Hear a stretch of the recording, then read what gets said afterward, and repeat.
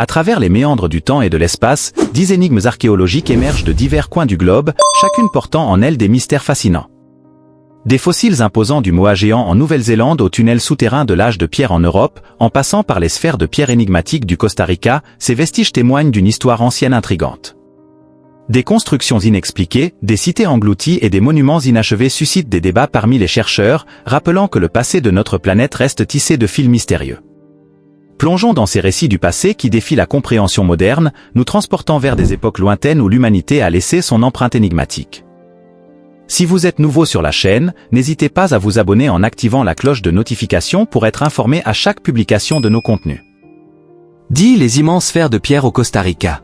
Les sphères de pierre du Costa Rica, des objets archéologiques découverts dans le delta du Diqui, au sud-ouest du pays, sont au nombre de plus de 300, mesurant entre 0,7 et 2,57 mètres de diamètre et pesant jusqu'à 16 tonnes. Créées par les civilisations précolombiennes mésoaméricaines entre 300 après Jésus-Christ. Et l'arrivée des colonisateurs, ces sphères parfaitement rondes et lisses intriguent les archéologues par leur disposition en triangle, aligné ou en demi-cercle. Elles occupaient probablement des positions centrales dans les villages, symbolisant un pouvoir potentiellement lié à des significations astronomiques et rituelles, peut-être associées à des calendriers. Sculptées avec des outils en pierre et polies à l'aide d'abrasifs, ces sphères de pierre sont inscrites au patrimoine mondial de l'UNESCO. 9. Les tunnels de l'âge de pierre. Le nouvel ouvrage de l'archéologue allemand Heinrich Kusch révèle l'existence d'un vaste réseau de tunnels souterrains créés par l'homme de l'âge de pierre en Europe, s'étendant de l'Écosse à la Turquie. Les preuves de ces tunnels ont été découvertes sous des centaines de villages néolithiques à travers le continent. Kusch estime que le réseau original de tunnels devait être énorme, avec des découvertes significatives en Bavière, Allemagne et en Styrie, Autriche. Les tunnels, souvent étroits, avaient des recoins, des chambres et des salles. Certains experts pensent qu'ils servaient de protection contre les prédateurs, tandis que d'autres suggèrent qu'ils fonctionnaient comme des autoroutes, permettant aux gens de voyager en toute sécurité. Certains tunnels étaient bouchés, peut-être en raison de l'influence païenne crainte par l'Église. Des écrits découverts mentionnent parfois ces tunnels comme des passerelles vers le monde souterrain. Si vous avez aimé cette vidéo, n'hésitez pas à laisser un j'aime. Cela nous encouragerait à vous créer davantage des contenus passionnants. 8. L'Anse aux Meadows au Canada. L'Anse aux Meadows est un site archéologique à Terre-Neuve, Canada, découvert en 1960 par Elgingstad et Anne Stinningstad. Initialement appelé l'Anse à la Médée, le site révèle les vestiges d'un village scandinave datant de l'an 1021, précédant Christophe Colomb de 450 ans. Associé à la colonie légendaire du Vinland, le village comprenait une forge, un haut fourneau et une scierie. Malgré une première absence d'Amérindiens, les Vikings ont rencontré les Skrling ailleurs dans le Vinland. Des fouilles archéologiques, dirigées par Elgingstad jusqu'en 1968, ont conduit à la reconnaissance du site comme lieu historique national du Canada et à son inscription au patrimoine mondial de l'UNESCO en 1978. Des recherches récentes suggèrent des occupations possibles jusqu'au XIIe siècle, remettant en question l'idée initiale d'une présence viking de moins d'un demi-siècle. Géré par Parc Canada, le site attire les visiteurs en tant que témoin de la première présence européenne en Amérique du Nord. 7. Mohenjo-Daro ou le mont de la mort, au Pakistan. Mohenjo-Daro, un site clé de la civilisation de la vallée de l'Indus au Pakistan, a été construit au 3e millénaire avant Jésus-Christ.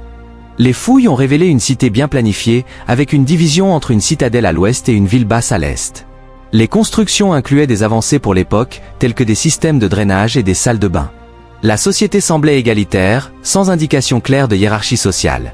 La ville a été détruite et reconstruite au moins 7 fois en raison des crues de l'Indus. Les découvertes comprennent des sceaux, des statuettes en pierre et en bronze, mais l'écriture de la civilisation reste indéchiffrée. L'abandon final de la cité reste une énigme, avec des hypothèses suggérant des changements dans le cours du fleuve Indus causés par des séismes. 6. La ville engloutie de Yonaguni, au Japon.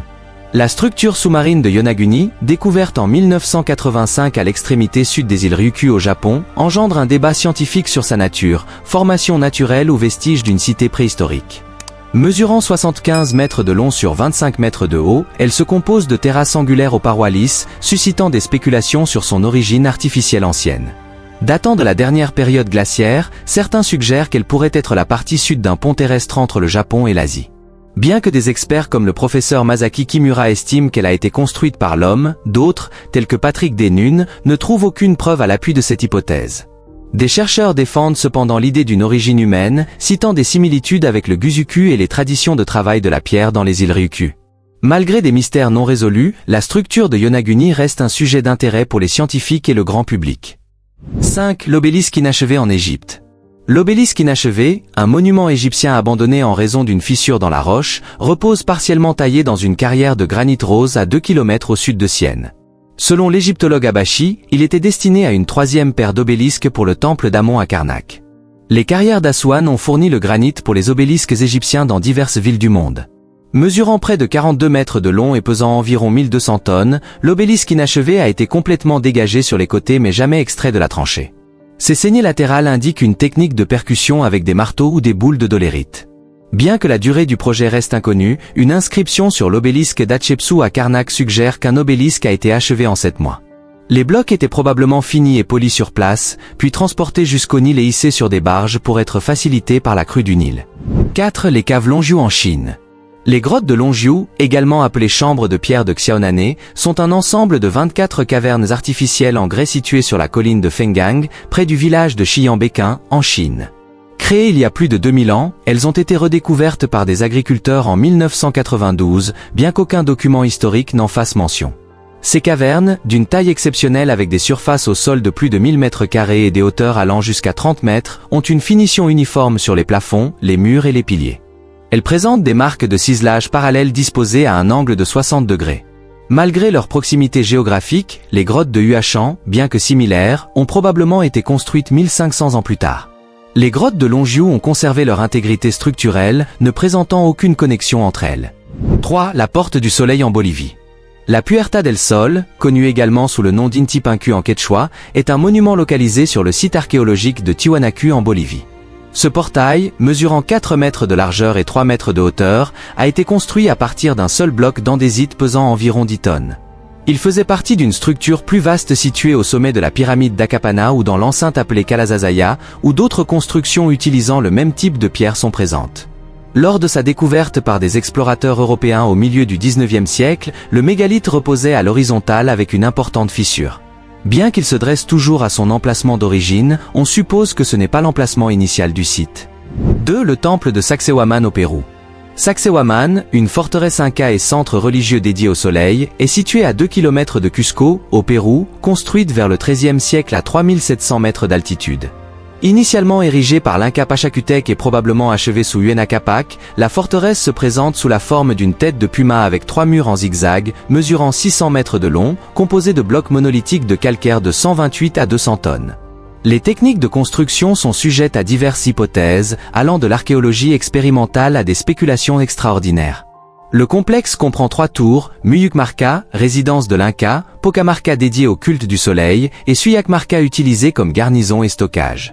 Une légende lie la tour de Pocamarca au temple du soleil par des galeries souterraines. Historiquement, la construction a débuté au XVe siècle en réponse à une attaque de Cusco, achevée par les successeurs de Pachacutec.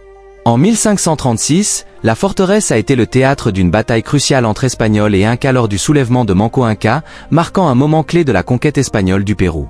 Des vestiges attribués à la culture Quilque, datant d'environ 1000 ans, témoignent de la plus ancienne construction sur le site. 1. La patte de l'oiseau moa. Le moa géant de l'île du Sud, également connu sous le nom scientifique de Dinornis robustu, représente une espèce fossile d'oiseau ratite appartenant à l'ordre des Strutioniformes, ayant vécu au cours du Pléistocène supérieur. Ces oiseaux étaient caractérisés par leur incapacité à voler, absence de bréchet au niveau du sternum et la présence d'un palais distinctif. Ils occupaient les basses terres de l'île du Sud de la Nouvelle-Zélande, comprenant des zones couvertes d'arbustes, de dunes, d'herbes et de forêts. L'origine de Dinornis robustu a suscité des débats prolongés en raison de l'absence de connexion continentale entre la Nouvelle-Zélande et d'autres terres depuis au moins le Crétacé. L'hypothèse avancée suggère que ces oiseaux, considérés comme des ratites volants, ont atteint les régions méridionales du pays. Dans cet environnement sans prédateurs, les mots ont évolué pour devenir des géants et ont perdu la capacité de voler. Cependant, l'arrivée ultérieure de rapaces en Nouvelle-Zélande, également sujet au gigantisme, a conduit à l'émergence de l'aigle géant de Haast, devenu un prédateur des mots. L'extinction de Dinornis robustu, ainsi que de son prédateur l'aigle de Haast, est attribuée à l'arrivée des humains et de leurs animaux domestiques, notamment les chiens, sur Aotearoa, le nom maori de la Nouvelle-Zélande signifiant la « terre du long nuage blanc ». Cette extinction a été précipitée par la collecte d'œufs, la destruction des nids et la chasse intensive, mettant fin à l'existence de cette espèce aux alentours du XVe siècle.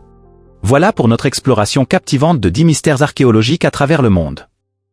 Ces énigmes nous transportent dans des périodes étonnantes de l'histoire, laissant derrière elles des questions sans réponse. Chacun de ces sites incite à la curiosité et à l'émerveillement, défiant notre compréhension moderne. N'oubliez pas de partager vos réflexions dans les commentaires. Si vous avez aimé cette plongée dans le passé, assurez-vous de liker, de vous abonner et de cliquer sur la cloche pour ne rien manquer de nos prochaines explorations fascinantes. Restez connectés, car il y a toujours plus de découvertes à faire dans le monde mystérieux de l'archéologie. À la prochaine pour de nouvelles aventures historiques.